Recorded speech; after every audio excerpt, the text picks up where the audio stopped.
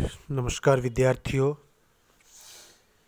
आज हम MA final के छठे पेपर में एक नया टॉपिक शुरू कर रहे हैं और वह टॉपिक है ब्रिटिश भारत के बर्मा के साथ संबंध, यानी अंग्रेज़ों के साथ बर्मा के क्या संबंध थे, उसका आज हम पहला व्याख्यान कर रहे हैं।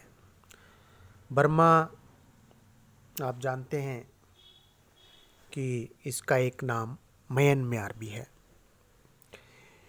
इसकी भौगोलिक स्थिति की बात करें तो 19वीं शताब्दी के प्रारंभ में ईस्ट इंडिया कंपनी की पूर्वी सीमा रेखा चटगांव से लेकर उत्तर में पहाड़ियों तक तथा बंगाल की खाड़ी के पूर्व में 100 मील तक चली गई थी।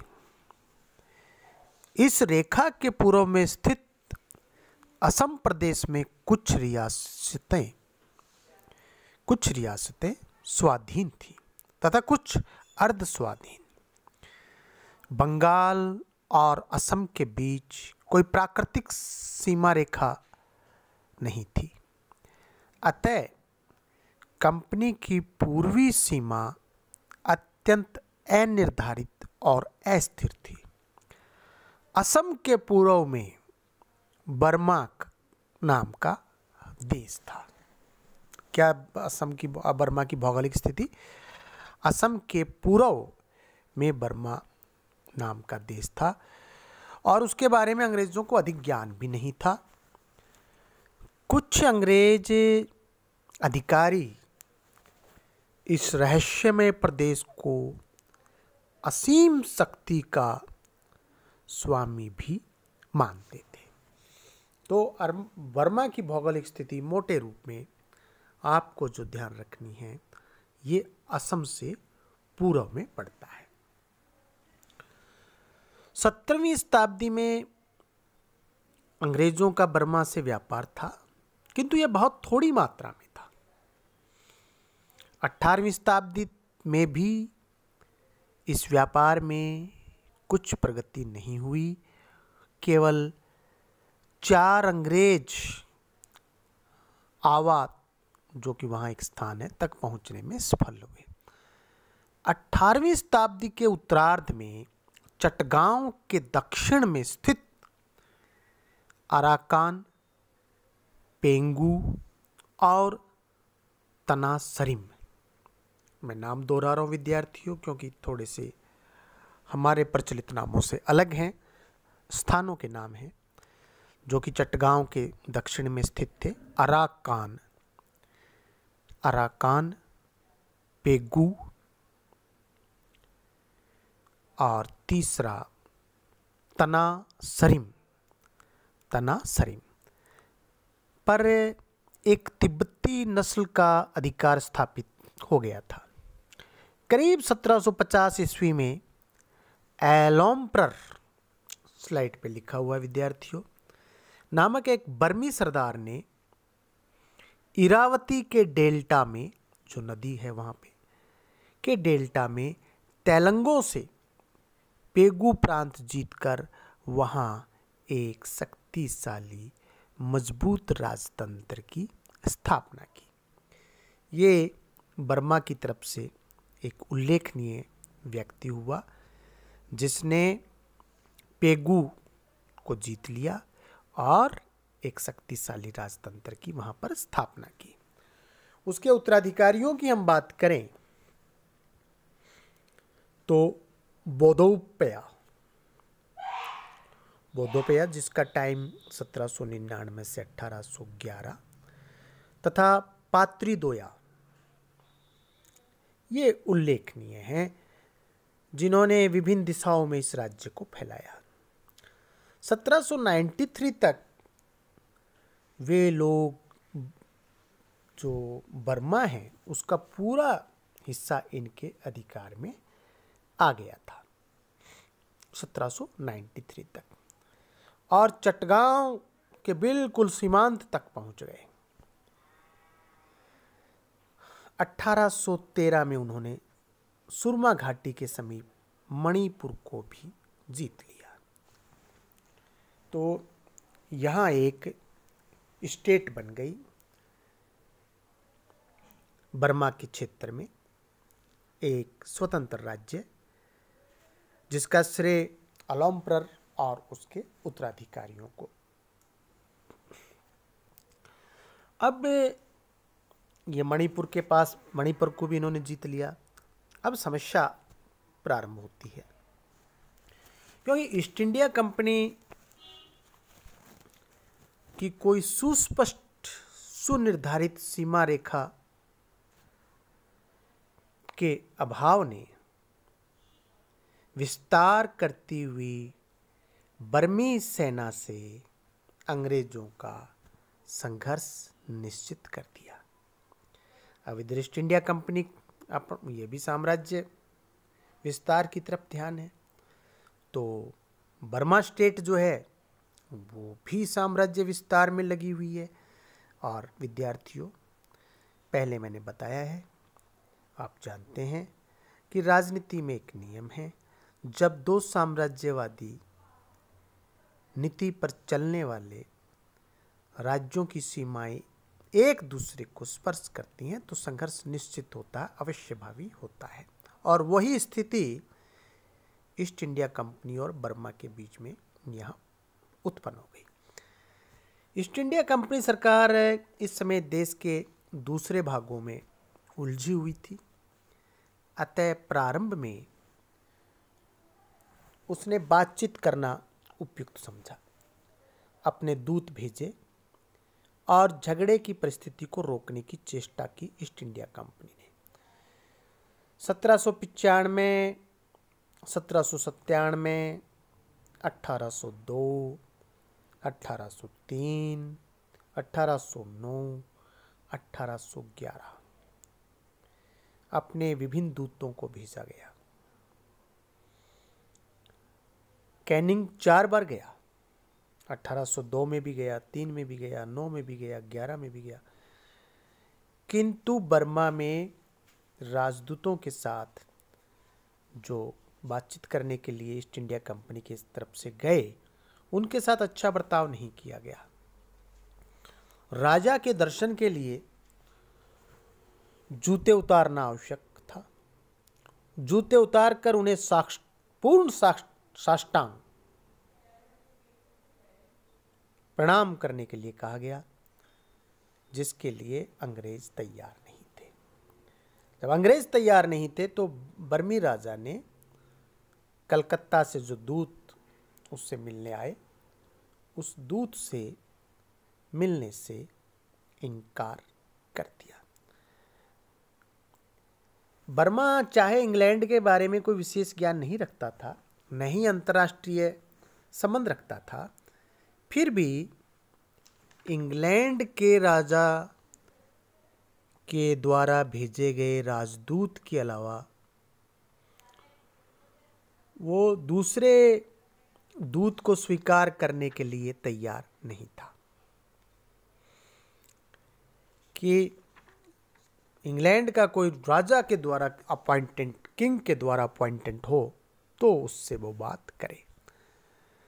बर्मा में राजा की स्थिति पश्चिमी राजाओं से भिन्न थी। वह अपने आप को सर्वशक्तिमान मानता था।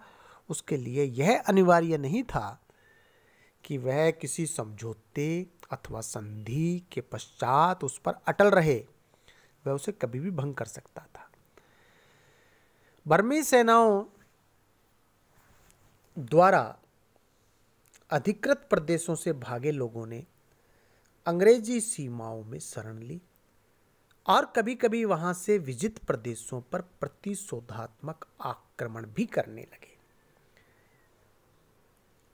यानी बर्मा के जो शत्रु है, बर्मा से जो पनिष्ठ लोग हैं, बर्मा से जो निकाले गए लोग हैं, बर्मा के जो राजनीतिक भगोड़े हैं, उनको ईस्ट इंडिया कंपनी के द्वारा शरण दी जा रही है।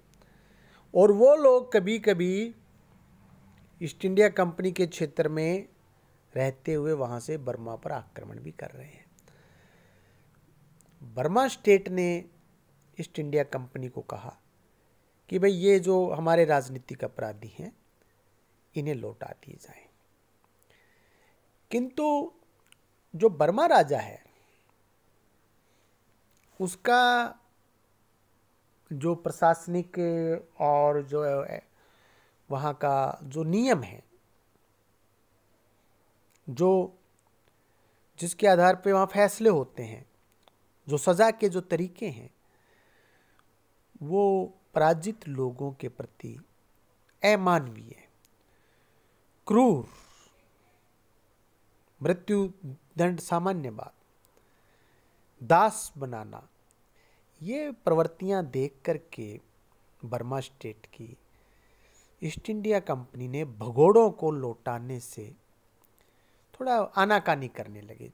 जो चटगांव में ईस्ट इंडिया कंपनी के अधिकारी थे, भले ही अपराधियों को लौटाने में उन्होंने आपत्ति नहीं की, इस अस्वीकृति से, ये जो अस्वीकृति थी ईस्ट इंडिया कंपनी की, ने पारस्परिक संबंधों को और भी बिगाड़ दिया।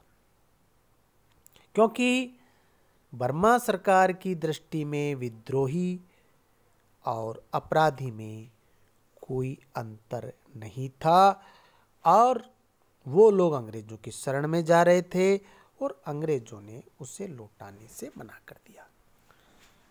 1817-18 की हम बात करते हैं कि जो बर्मी सेनाएं, जो बर्मा के जो सैनिक हैं, चटगांव के जो सीमांत बॉर्डर एरियाज हैं, वहाँ पर जाकर के वो अनरेस्ट पैदा करने लगे, उपद्रव करने लगे। इस पर एक पत्र द्वारा ये इतना सब तो कर ही रहे हैं, सीमा पर उत्पात तो मचा रहे हैं, और इसके फिर एक और काम करते हैं, एक और कार्रवाई करते हैं। उसके अगले ही साल एक पत्र द्वारा बर्मा स्टेट ने चटगांव, ढाका, मुर्शिदाबाद और कासिम बाजार पर अपना दावा ठोक दिया।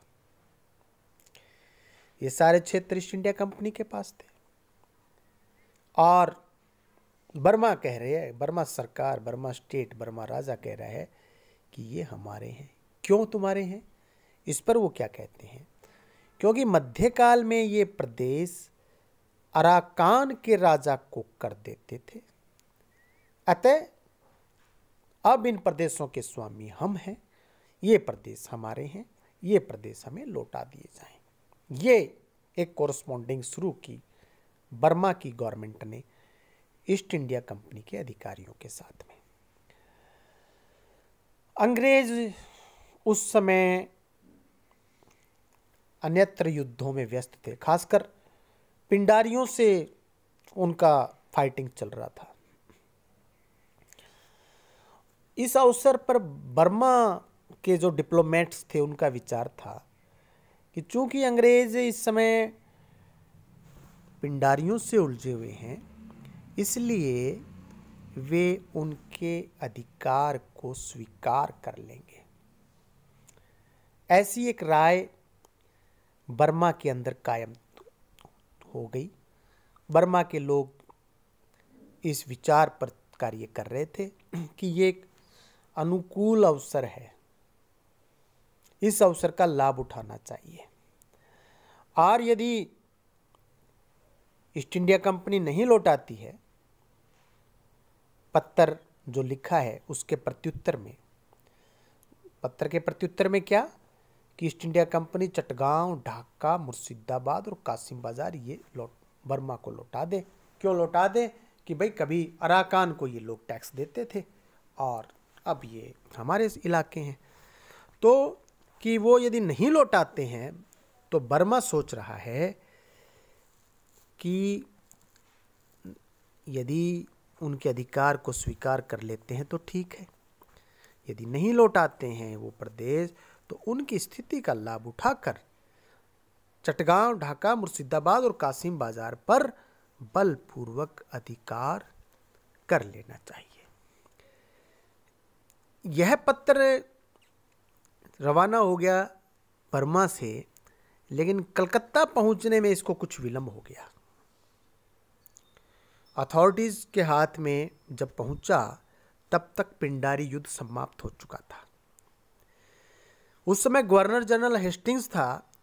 उसने फिर भी ऐसी स्थिति में भी, वो पिंडारियों से हालांकि निवृत्त हो चुके थे, लेकिन बर्मा से वो उलझना नहीं चाह रहा था और उसने पत्र को उस पत्र पर एक टिप्पणी लिखी, या जो भी उसका जवाब लिखा, उसका सार यह था कि उसने बर्मी के राजा को लौटा दिया, यह कहते हुए कि आपकी तरफ से एक जाली पत्र मुझे प्राप्त हुआ है। ये डिप्लोमेसी है हेस्टिंग्स की। उस पत्र को वो जाली पत्र मान रहा है, क्योंकि उसका मानना है, ईस्ट इंडिया कंपनी का मानना है कि बर्मा ऐसा नहीं कर सकता, और वो पत्र वापस बर्मा के पास में भेज दिया। संयोग से इसी समय बर्मियों को शाम, जो एक अलग देश, वहाँ से उनको पराजित होना पड़ा था। तो इस समय उनकी जो स्थिति थी अब वैसी स्थिति नहीं थी जब उन्होंने पत्र भेजा था, कमज़ोर हो गई थी। एक पराजय अभी अभी उनको मिली थी। अतः बर्मा ने भी इस पत्र को जाली मानने में ही कल्याण समझा। बर्मा ने इस पत्र को कि भाई ये एक जाली पत्र था और हमने ऐसा नहीं लिखा कि चटगांव, ढाका, मुर्शिदाबाद, कासिम बाजार ये हमें दे दिए जाएं। ये किसी ने बर्मा की तरफ से अंग्रेज़ों को लिखा और ये जाली पत्र था, क्योंकि इसी में बर्मा सरकार को अपना हित नज़र आ रहा था, अपना कल्याण। शेष अगले व्याख्यान में। बहुत बहुत धन्यवाद।